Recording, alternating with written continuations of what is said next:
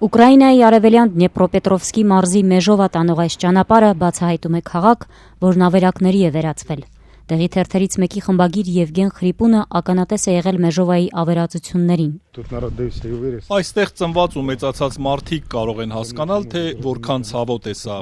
Այստեղ ժամանակին շատ խանութներ, բիզնեսներ կային, մի ամբողջ առևտրային համալիր կար։ Ես չգիտեմ, ինչ իմաստ ունի այս ամենը։ Նրանք պարզապես ուզում են ոչնչացնել մեզ։ Այդքանը։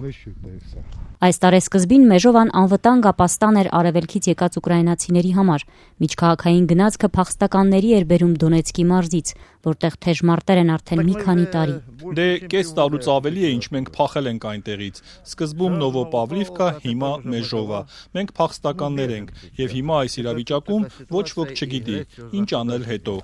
Հիմա երբեմնի խաղաղ ապաստարանը եւս մշտական սպառնալիքի տակ է։ Տանը հոսանքից զրկված բնակիչները ստիպված են հավաքվել անպարտելիության կետում, ուր պահուստային էլեկտրաէներգիայից օգտվելու հնարավորություն կա։ Խրիպունն այստեղ է գալիս իր թերթի Մեժովայի մերիդիանի թարմ համարները տարածելու համար։ Մի քանի կարտոֆիլ ենք հողից անել, նկուղում որոշ մթերք կա, առայժմ այստեղ նստած ենք, իհարկե եթե իրավիճակը ավելի վատանա, ստիպված կլինենք հեռանալ։ Լքված մարդիկ են, լքված շներ, լքված կատուներ, բայց բոլորին օգնություն է պետք, քանի դեռ ողջ ենք։ Մինչ այդ ռուսական օդային հարվածները շարունակում են թիրախավորել քաղաքի ենթակառուցվածքները։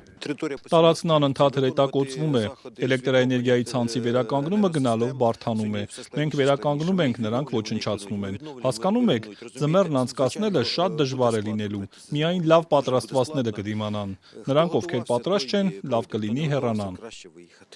Խրիպունն ասում է, որ ինքն ու իր հարևանը կարող են միայն հուսալ։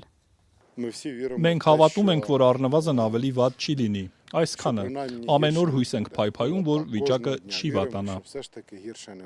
Հայրենի քաղաքում մնալու համար համառորեն պայքարող այս բնակիչների հույսերը սակայն չարդարացան։ Այս տեսանյութի նկարահանումից անմիջապես հետո տեղի իշխանությունները հայտարարեցին պարտադիր տարհանման մասին, կոչ անելով բոլորին հեռանալ մինչև դեկտեմբերի 20-ը։